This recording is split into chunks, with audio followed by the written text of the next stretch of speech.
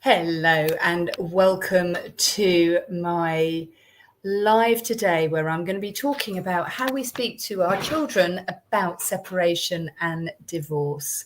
I'm just going to turn my comments on. I've got my banners. I think I've got everything going on. Let's see. Hopefully people can see me on live. It's always a bit touch and go when you do one of these about what's actually going to happen. So today I am jumping on to talk about something that is very close to my heart, which is how we have difficult conversations with children about separation and divorce. I'll take my glasses off, it's a bit easier for me. So this is an important topic because as a breakup and divorce coach, I've been working with parents and families. Actually, I've been working with grandparents as well.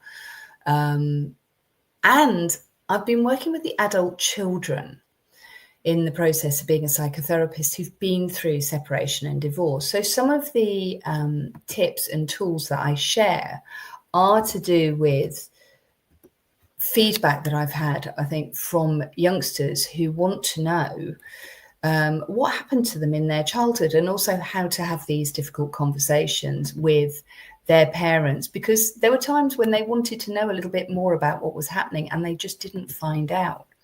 So it seems like the right thing to put together that 25 years of experience, putting together the knowledge and skills that I have as a coach, and then putting together the feedback from literally thousands of conversations with people, men as well as women, about the worries and the struggles and the fears of speaking to our children when separation and divorce happens.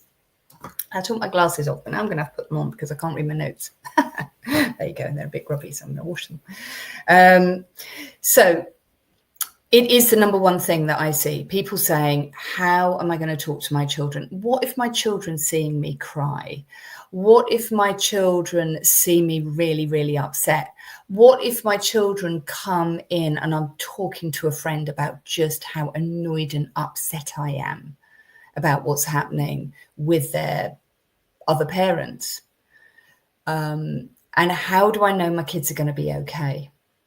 How do I know that it's going to be all right for them? How do I know that they're not going to get damaged? You know, the reality is the divorce rate is quite high. And so lots and lots of parents that I speak to, even grandparents that I speak to, actually, they were raised in families where there was a family breakdown, and also there was nothing said about it. My parents separated and divorced, quite a difficult divorce, when I was about 6 or 7. And I would say it probably took me all the way through to my adulthood, actually, to having my own children before the impact. You know, I was able to see my children at the ages when they went through the ages of kind of 6, 7, 8, 9, 10. And I was able to go, oh gosh, actually, they're really young, they're really small, they don't really know very much. I was really young, I was really small, I didn't know very much. And so not having those conversations with my parents, the fact that so many people that I speak to have never had conversations about these tricky subjects.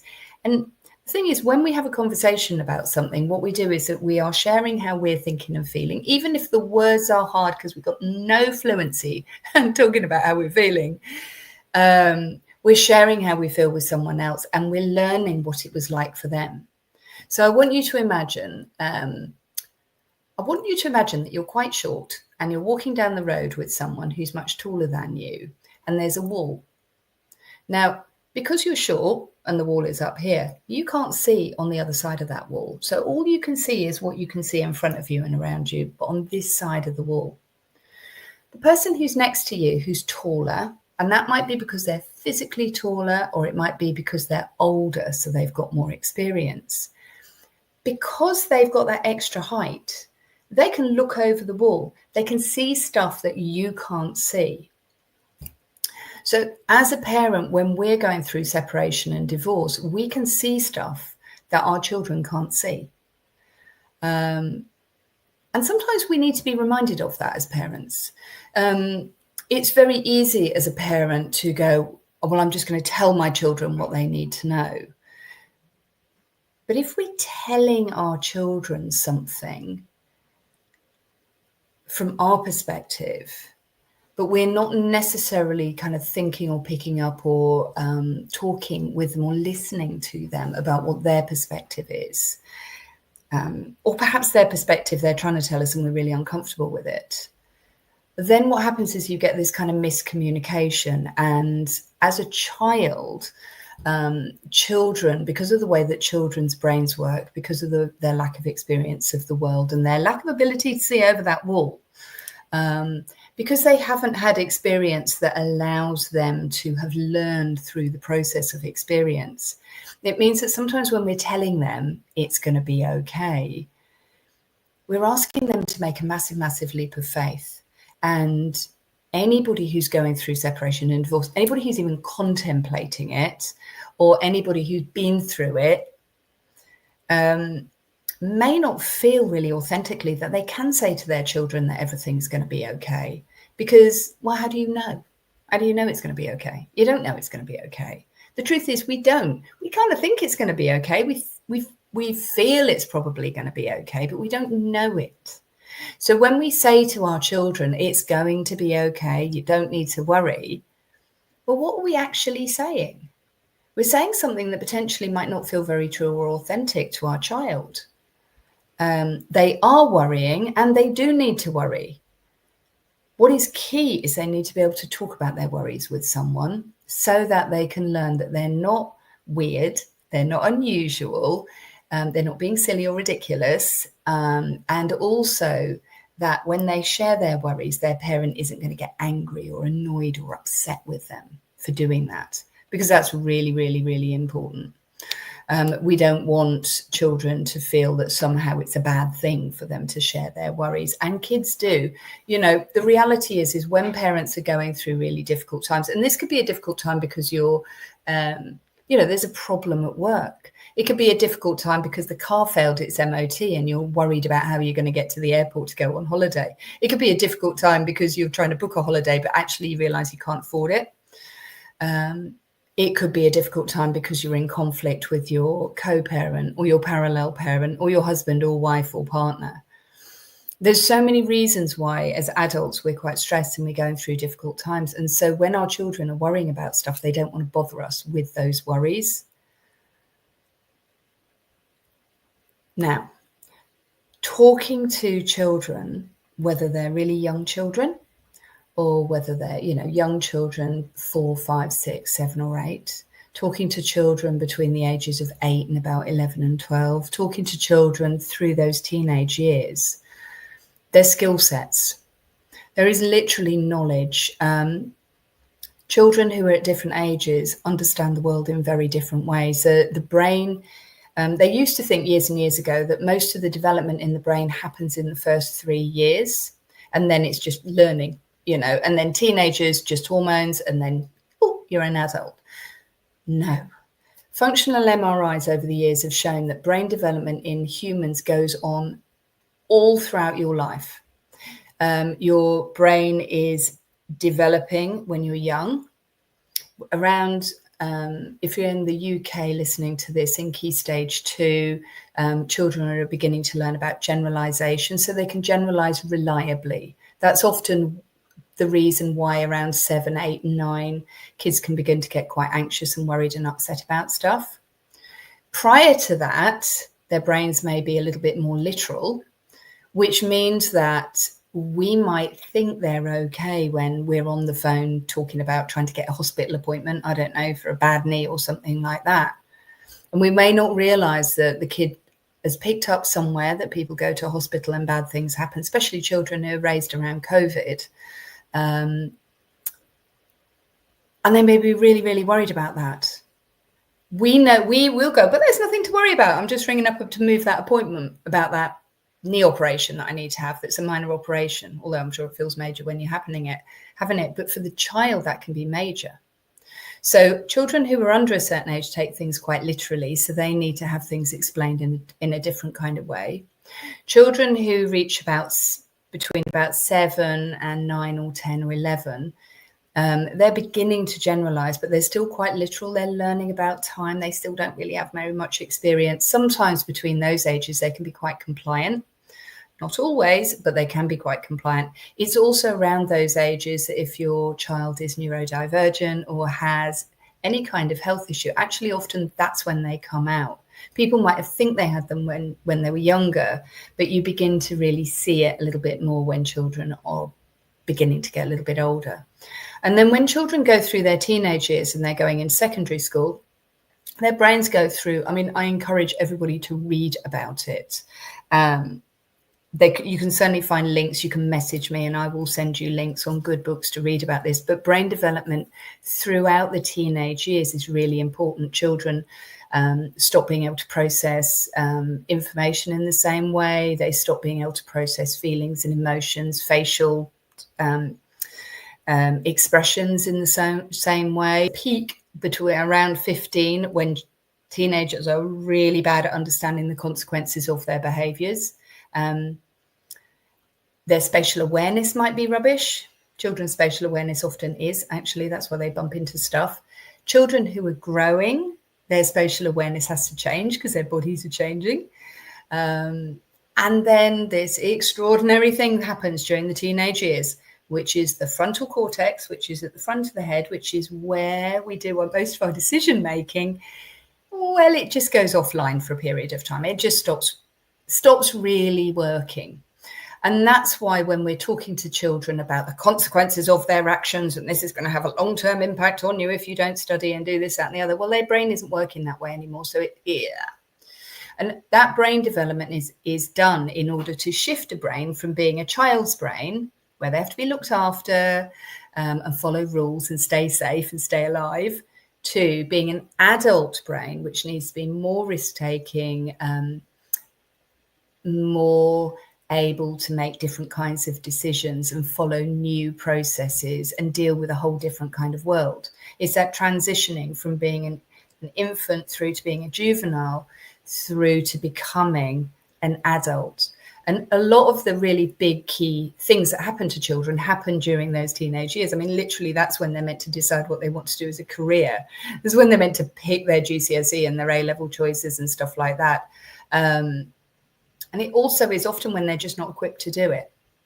So if their parents end up in a really difficult scenario, and these difficulties happen during divorce and separation, but you've got to remember these techniques, they are equally applicable if somebody gets a serious illness, if there's a bereavement in the family, if the family pet is dying, if you've got to move house, relocate to another country, if you have to do something major. Difficult conversations come in all sorts of forms.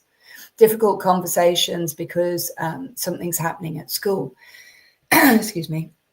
Difficult conversations because a favourite teacher's leaving, or because their best mates' parents have decided that they're moving to South Africa or Australia or America and they're going to lose a really good friend. Difficult conversations, and this is a really common one that can happen with children, when they kind of want to feel good about something that's happening for someone else, but they feel bad in themselves. There's loads and loads of difficult conversations. And my course, Navigating with the Heart, although it is ostensibly about how to talk about divorce and separation, it's actually to talk about how we talk to our children when difficult things are happening. One of the difficult things is going through a separation and divorce, but another difficult thing might be, serious long-term illness or disability of a close family member, loss of a pet, moving house. For some children, changing the furniture, getting new sofas, changing the garden, changing their room, painting the front room. Some kids really in fact, some adults as well. But these can be really difficult conversations to broach. And if we assume things are going to be okay, well, assumption, what do they say? It's the mother of all we're going to say mess ups, but when we assume what we're doing is we're mind reading, and when we're mind reading, we're using data set from our own heads, not from the other person. We don't want to be doing mind reading. We have to do a bit of it, but not too much. So being able to open these lines of communication with our children, and that is not by asking a lot of questions. How are you feeling? How are you feel about this? You've got to tell me about this. How do you feel? That makes children feel overwhelmed and shut down. And remember, they do not have the level of experience and knowledge that we have. They don't. They just don't. So it's no good us coming at them and saying, well, I think you should be handling it differently. Yeah, or I don't think you should be worrying. What we have to do is say, how am I going to teach my child long term throughout the course of their life that they can come to me if they are worried? And that is the skill of having a difficult conversation with a child. Okay. And it might go something like this. I need to tell you something that is uncomfortable. It's uncomfortable for me, but it's also going to be uncomfortable for you. And it's going to be disruptive for you in your life. It's going to be problematic. It's going to mean that you're going to need to live your life differently because your family home is not going to be the same. And that difficulty is going to be hard. It's going to be disruptive. You didn't choose it, and it is not your responsibility. However, you are going to have to live with it and deal with it. And my job as your parent is to help you do that. It is my job as your parent to take responsibility for what's happening in our lives. And it's my job as your parent to walk beside you and help and support and guide you and hear you as you navigate and negotiate those changes. In separation and divorce, what I hear with a sinking heart so often is, oh, well, 50-50 childcare. We're going to do it 50-50. Half the time with me, half the time with them. Now, some kids that doesn't matter, but I want you to think in your heads at the moment what the reality of that means. Although it wonderfully does mean perhaps 2 bedrooms and 2 Christmas and 2 birthdays and 2 stuff like that. That's not what you necessarily want. So we can't really sell it like it's a great big banana, like, isn't it wonderful? Because it may not feel wonderful to the child. We are separating. That means that we're going to have 2 separate homes. We're going to make those homes as comfortable as we can for you, and understand that it's going to take you some time used to this new arrangement. And while you're getting used to it, yeah, even though me and your other parent aren't getting on, because we're not on, we have decided that we would do better as parents and as people if we weren't together. We are both going to try and support you through this. Or maybe you've got an unhelpful other parent or a less empathic other parent. And that's something I see very commonly. And I'm going to do a live actually on the fact that in most married couples, in most parenting couples, there is one parent who is more empathic, who is more in tune with their child, and there's often one parent who's less naturally in tune with their child. And I think that because there's that lack of attunement, it often causes problems. You can see when I talk to couples about or individuals about their relationship, you can see how that difference in attunement has meant that one parent has taken on more of that kind of caring, empathic role and the other one slightly less. And this can cause real problems during separation and divorce, because the less empathic parent is all of a sudden having to parent by themselves, and they may not know how to do it. So they may put in a lot of inconsistency, or they may put in a lot of bribery, or they may try and kind of be a Disney parent. And a Disney parent is when I'm just going to do good things with my kids so they're like me. And then the other parent ends up having to do the more emotionally complex parenting. And when this takes place over time, what happens is that parents can very often get very accusatory and difficult with each other. You're always telling me what to do. Well, you're always doing it wrong.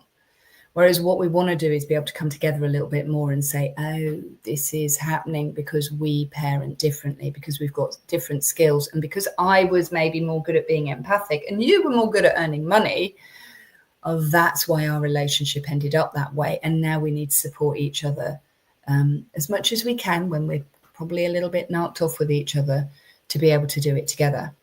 So that's a difficult conversation that a parent needs to have. A parent needs to have with the other parent if they can. And, divorce coaches are really good at helping curate those difficult conversations, as are going to mediation and going to a really good mediator who can help make the arrangements work a little bit better. But what we want to be able to do is, in our heart, be open to the fact that if we want to support our children, we kind of have to support each other. So getting back to having that difficult conversation with our children, we are trying to create openness and rapport. So I want you to take a moment if you're listening to this, you're watching it on catch up. I know lots of people are going to watch it on catch up. I had to pick a time to do this. And so I thought, well, I'll just do it at 12:30 on a Friday. Because you've got to do it at some point. So I thought I'll do it at this time. Might as well. Anyway, I'm going to do more of these at different times. I'll find that perfect time when everyone can show up. So yeah, take a moment now and reflect. If you're the less empathic parent, you might need some help and support about how to be there for your children in a way and grow your own confidence for spending time with your own kids. You might find that you're more aligned with one child than another where you've got to parent both. There's so many things that can happen to us. There's so many ways actually that we can be triggered, and we can kind of be triggered back to like parenting the way we promised we never would, which is like the way we were parented. People shut down, run away, get scared, feel hopeless. These are all normal emotions, but they're emotions that we need to be able to talk to a trusted other adult about, not with our children about, but we still need to know the right level that we can share. So you just get some really bad news and you burst into tears, and your child comes to you and says, Daddy, why are you crying? Mummy, why are you crying? Perhaps you can remember that moment you saw your parents cry. You saw a parent cry. Most people who didn't see a parent cry regularly have got a memory of just how awful it was. Children watching a parent cry nearly always just burst into tears themselves, because it's so upsetting to see a parent cry when you're a child, especially if you're a bit worried and upset yourself. It's devastating. As kids, we need our parents for a long time. So if your child sees you cry, here's what I recommend that you do. Okay? Don't try and hide it. Say, I'm sad at the moment. And I do always try not to cry in front of you, but actually, look at it, it's come out. But then I've realized that that's not quite right, because you cry in front of me and I probably, I feel really sad sometimes, just like you do. And just like you, when you cry, sometimes when you cry, you need a hug. And sometimes when you cry, you just want to go off and be by yourself. Grown-ups are just the same. So I'd love a hug. And then you can have a hug with your child. Yeah, if they want to do that. But then here's crucially what you say. This is what you have to say. I am really upset at the moment, and I love that you noticed, and I love having a little hug with you, or just sitting with you, or you got me a glass of water. That's so kind. Oh, you bought me a box of tissues. You're so lovely. Thank you for doing that. That's exactly the right way that we want to help somebody when they're sad or crying. That could be if there's, one of your friends at school is crying, or anybody is crying, then we want to be really nice and sympathetic to them and lovely, and that's nice. But here's the thing, honey, you say to your kid, I've got people to talk to about what's going on, and I'm going to go and talk to them. I'm going to talk to my friends, or I'm going to talk to my parents, or I'm going to talk to my coach, or I don't know who you're going to talk to, but you tell your child, I'm going to go and talk to somebody about this. And I'm going to share my problems with them, and they're going to help me find a way to solve this.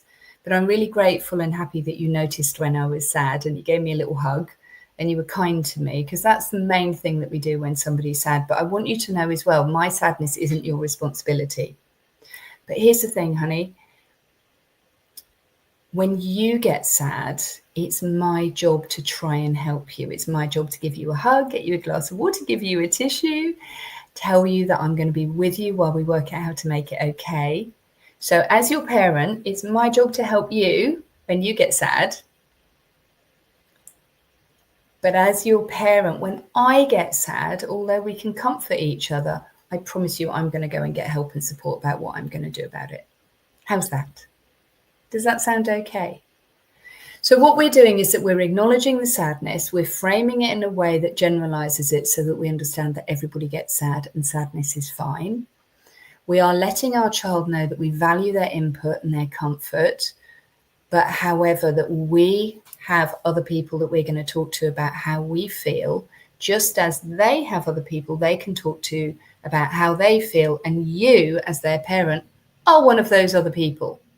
So you're creating, if you imagine it like an umbrella, you're the umbrella that looks after your child underneath that umbrella, but that you have your own people who are going to help you when you're feeling, to solve life's problems. Okay. So when it comes to talking to our children about separation and divorce, by having this model and saying, listen, I'm really unhappy. However, it's okay, because being unhappy is a part of life. Like, we're all unhappy sometimes. It happens. But I've got people I can talk to,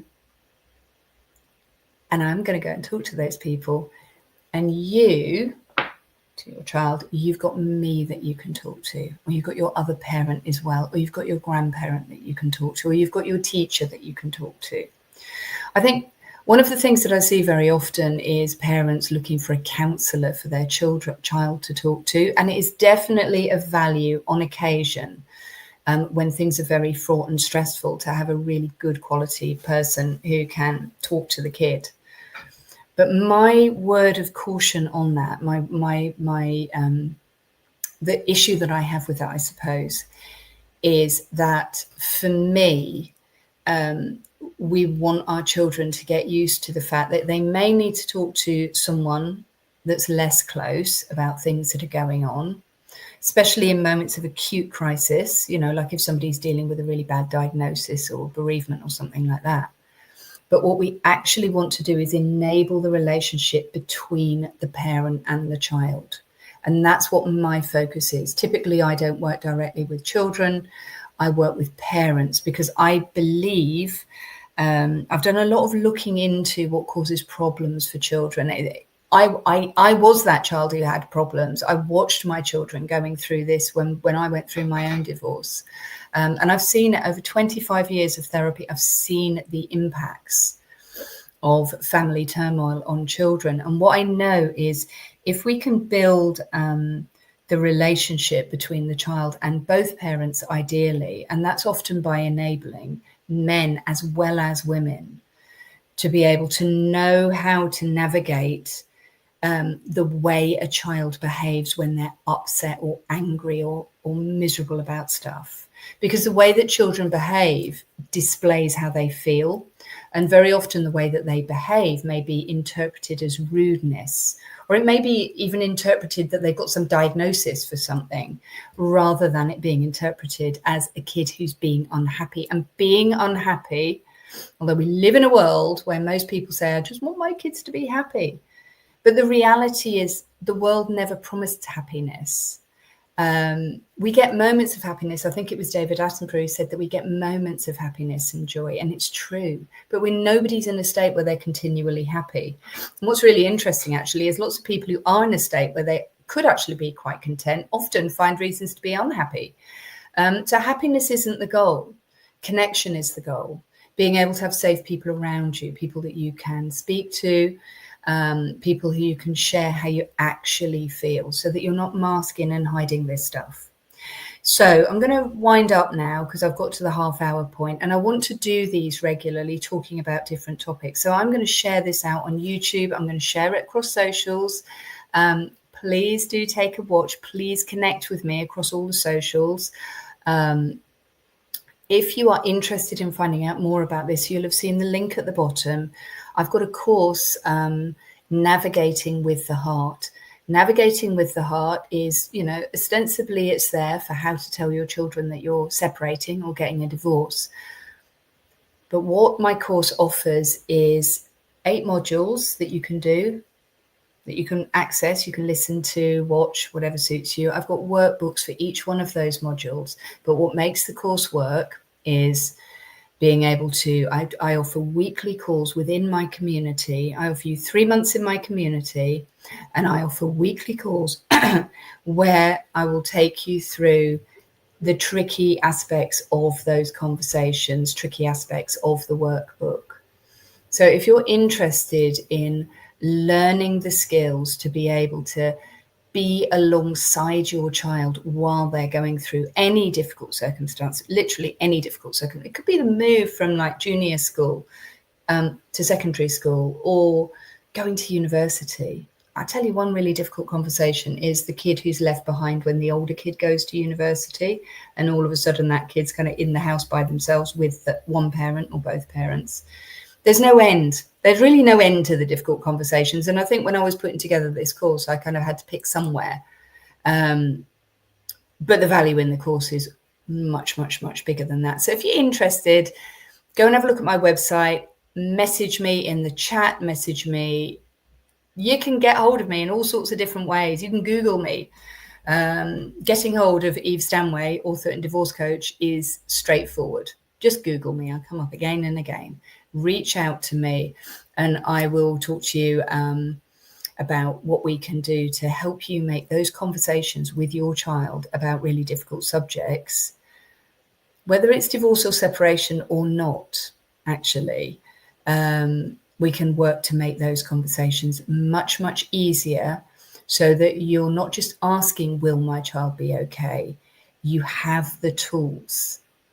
You have the tools, you have the support to ensure that your child will be okay and get the help and support that they need. So if you've enjoyed this, please do like and subscribe to my YouTube channel. Like and subscribe me wherever you find me, and let me know if there's topics you would like, but I will be sending out more and more information like this because it's a lonely, lonely place. I found it lonely when I went through it. And I made it my mission that I won't leave people alone with this space. I've also got my book, Conversations at the Shoreline, that you will see on my website. Please do pick up a copy. That has got the structure of my Magic 3, which is a framework for having difficult conversations, which I will talk to you about on my next live. I look forward to seeing you then. Take care.